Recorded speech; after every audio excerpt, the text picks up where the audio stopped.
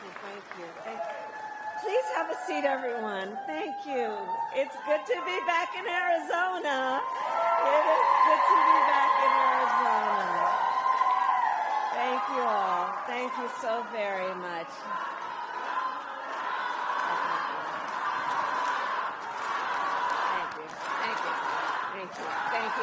Thank you. I appreciate it. Thank you so very much. I just wanted for a moment to speak about Teresa. We had some time together backstage, and you know, I think that in moments of crisis, such as the fentanyl crisis, there are people who, through their suffering and their pain, rise with courage in such a selfless way to be a voice for others with the anticipation and the hope and the hard work of hoping that their story will be the reason other people don't have that story. And you sharing your story about Jacob and your advocacy on why we have to stop this scourge is so incredibly important. And again, I applaud Teresa, and I know we all do. And our need to stop this issue is one of the reasons that we are all here together today. I also want to thank the extraordinary elected officials who are here. Senator Mark Kelly came with me. And his extraordinary wife, Gabby Giffords, traveled with me from Washington, D.C. to be here. And Senator Kelly has been talking with me for quite some time about the importance of this visit. And so I thank you in front of all of our friends for your work. Thank you.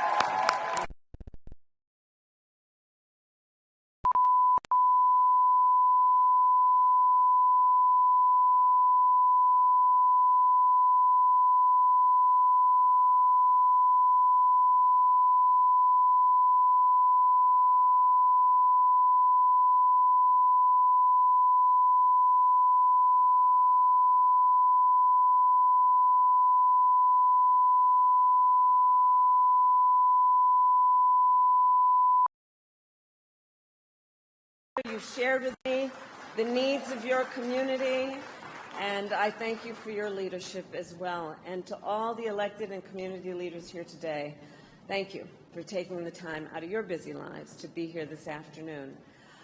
Before I begin, I do want to say a few words about Hurricane Helene. I spoke this morning with our FEMA Administrator, Chris Well, and President Biden and I, of course, will continue to monitor the situation closely.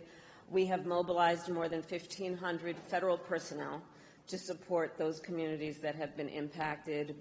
We have food, water, and generators that are ready for deployment. And we are working to restore power for millions of people who currently are experiencing outages. And I just want to stress, and for the press that is here, to those who are watching, the storm continues to be dangerous and deadly, and lives have been lost, and the risk of flooding still remains high. So I continue to urge everyone to please continue to follow guidance from your local officials until we get past this moment. So thank you all. And now I'll speak about, in particular, the people who are here today and why we are gathered here together today. So Arizona, I think you all know, and this is why you are here, there are consequential issues at stake in this election. And one is the security of our border. The United States is a sovereign nation, and I believe we have a duty to set rules at our border and to enforce them. And I take that responsibility very seriously. We are also a nation of immigrants.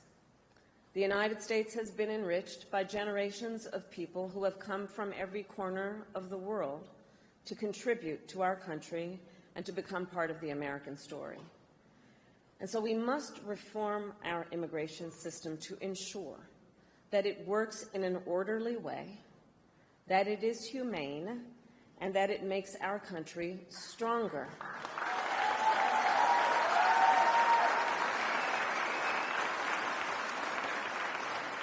So I've just come from visiting the border and the port of entry in Douglas. I spoke with dedicated agents from Border Patrol and Customs officers, who every day see the overflow of commercial traffic through the port. These men and women who work there and at other places along our southern border help keep our nation secure. And they need more resources to do their jobs, which is why we have and are in the process of investing $500 million to modernize and expand the port of entry here in Douglas.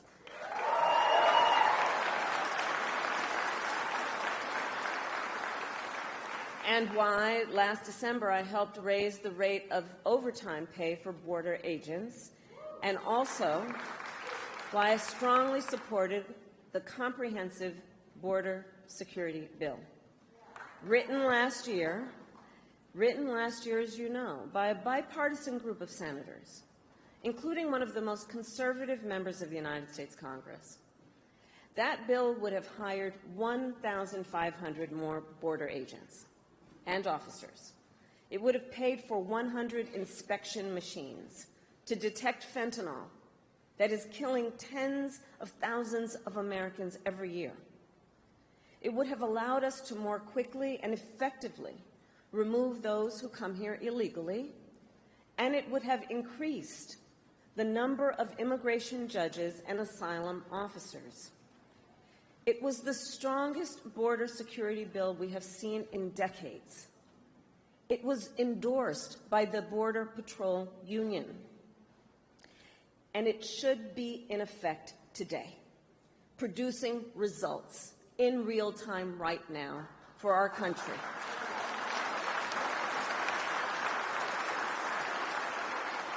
But Donald Trump tanked it. He picked up the phone and called some friends in Congress and said, stop the bill. Because, you see, he prefers to run on a problem instead of fixing a problem.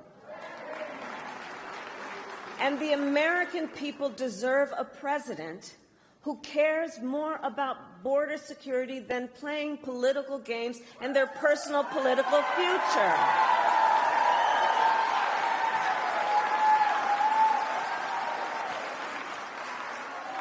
And so even though Donald Trump tried to sabotage the border security bill, it is my pledge to you that as President of the United States, I will bring it back up and proudly sign it into law.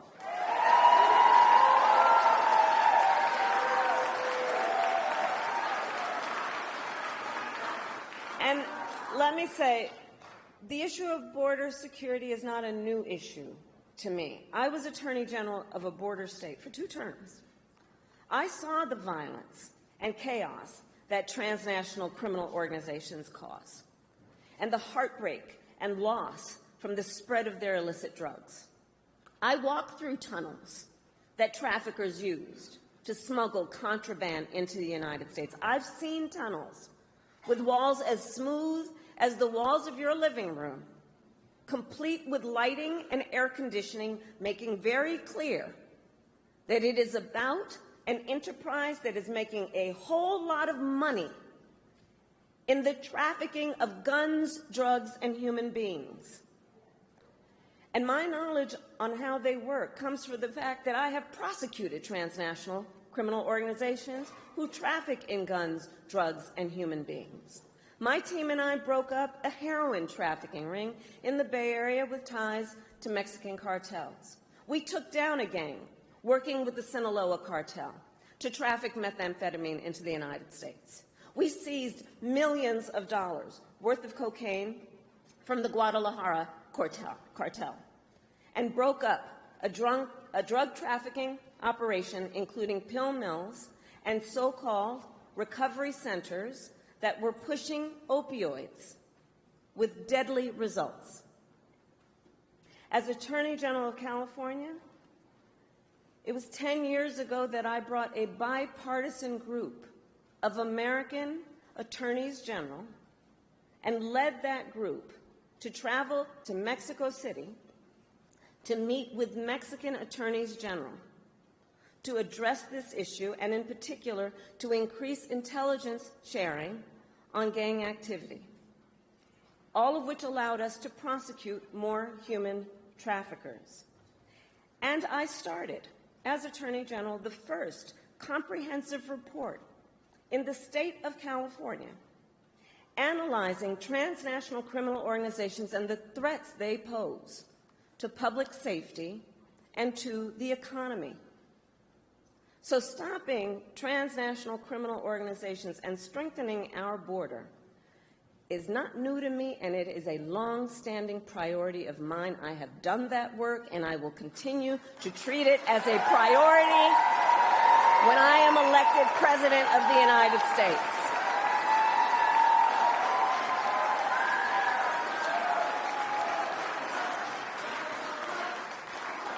And it is my pledge to you, understanding how solutions get formed, that I will reach across the aisle and I will embrace common sense approaches and new technologies to get the job done.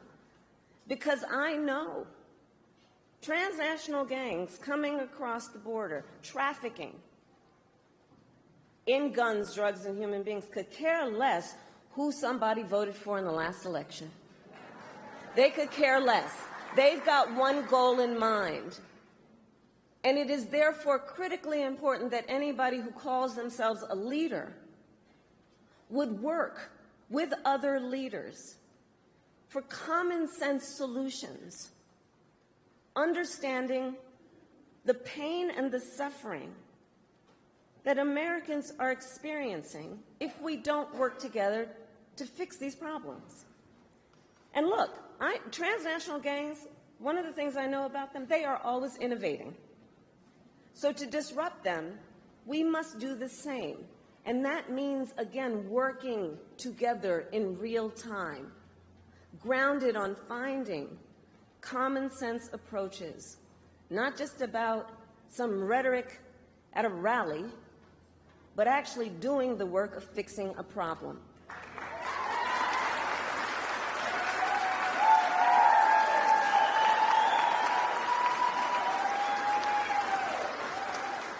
And as president, I won't only bring back the border security bill that Donald Trump tanked. I will do more to secure our border. To reduce illegal border crossings, I will take further action to keep the border closed between ports of entry. Those who cross our borders unlawfully will be apprehended and removed and barred from re-entering for 5 years. We will pursue more severe criminal charges against repeat violators. And if someone does not make an asylum request at a legal point of entry and instead crosses our border unlawfully, they will be barred from receiving asylum. While we understand that many people are desperate to migrate to the United States, our system must be orderly and secure. And that is my goal. And that is my goal. Securing our border also means addressing the flow of fentanyl into our communities. Fentanyl is a scourge on our country. The nature of it as a drug is such that it is highly addictive and it is highly lethal. So much so that using it one time only can be fatal. I have met far too many families, parents, loved ones who have lost a family member, a child, to fentanyl. And their grief is heartbreaking. And the devastation caused by fentanyl is being felt from rural communities to big cities. It's impacting communities across our country, regardless of where they are geographically, politically, or any other demographic you choose to talk about. It's a scourge in our country, and we have to take it seriously. And as president, I will make it a top priority to disrupt the flow of fentanyl coming into the United States.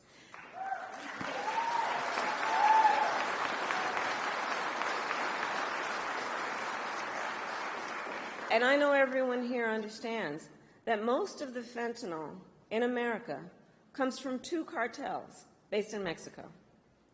Most often, they are smuggling it through vehicles at legal ports of entry like the one I visited today. The fact is, border officers don't have enough resources and are only able to search a fraction of the vehicles that pass through their checkpoints. This is unacceptable. They need the resources to do their jobs.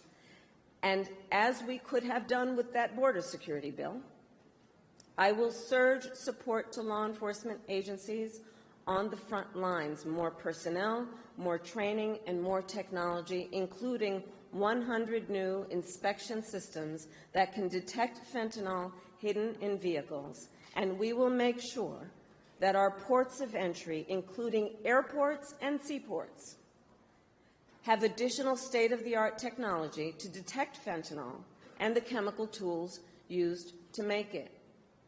I will also double the resources for the Department of Justice to extradite and prosecute transnational criminal organizations and the cartels. Yes.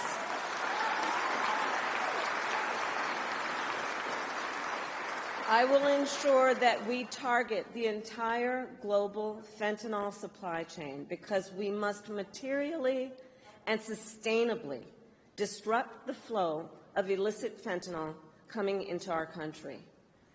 My approach takes into account also that the precursor chemicals used to make fentanyl are by and large made in China and then shipped to Mexican cartels and trafficked right here into the United States.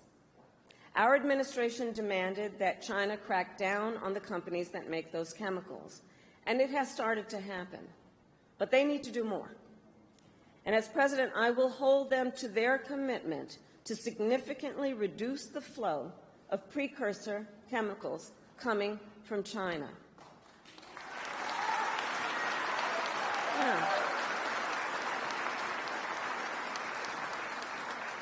And all of this to say, we must tackle this issue from every angle, because our highest charge must be to protect the lives of our people.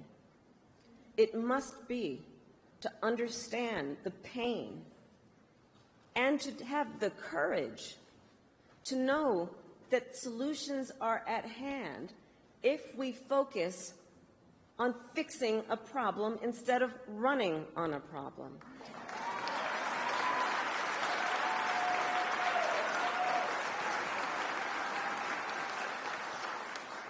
And on this issue, writ large, we must ensure that our country remains strong and competitive, which includes fixing our broken immigration system. And let me be clear. I reject the false choice. I reject the false choice that suggests we must either choose between securing our border or creating a system of immigration that is safe, orderly, and humane. We can and we must do both. We must do both.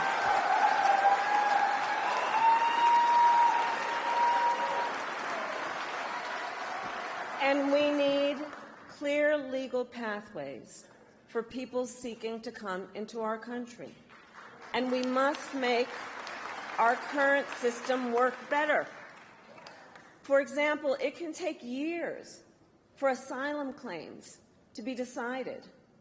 Well, this is a problem we can solve, including by hiring more asylum officers and expanding processing centers in people's home countries. And as President, I will work with Congress to create, at long last, a pathway to citizenship for hardworking immigrants who have been here for years. For years. And deserve to have a system that works. I also have in mind our dreamers. I have met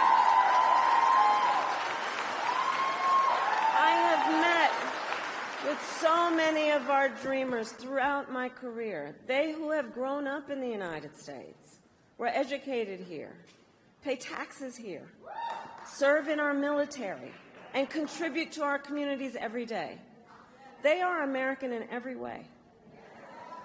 But still, they do not have an earned pathway to citizenship. And this problem has gone unsolved at this point now for decades. The same goes for farm workers, who ensure that we have food on our tables and who sustain our agricultural industry. And they, too, have been in legal limbo for years because politicians have refused to come together to fix our broken immigration system. Well, as president, I will put politics aside to fix our immigration system and find solutions to problems which have persisted for far too long. For far too long, we have all known this is not working as it can and as it should. And so, as I said at the beginning, these issues are highly consequential for our nation. And the contrast in this election is clear. It is a choice between common sense solutions and the same old political games. In the 4 years that Donald Trump was president, he did nothing to fix our broken immigration system. He did not solve the shortage of immigration judges. He did not solve the shortage of border agents. He did not create lawful pathways into our nation. He did nothing to address an outdated asylum system and did not work with other governments in our hemisphere to deal with what clearly is also a regional challenge. As overdoses went up during his presidency, he fought to slash funding for the fight against fentanyl.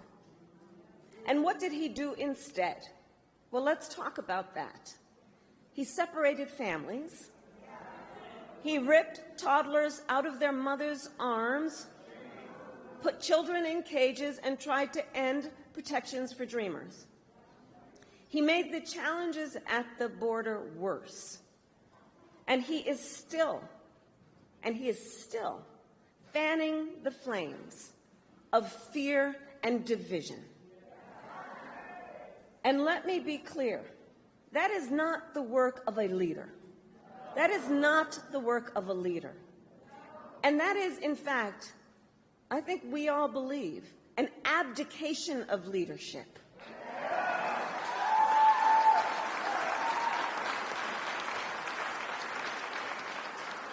And so, on behalf of all across our nation who want to see these problems solved, I say we cannot accept Donald Trump's failure to lead. We should not permit scapegoating instead of solutions. And let's see what's happening. Let's not permit scapegoating instead of solutions, or rhetoric instead of results. As your president, I will protect our nation's sovereignty, secure our border, and work to fix our broken system of immigration. And I will partner with Democrats, Republicans, and independents to do it.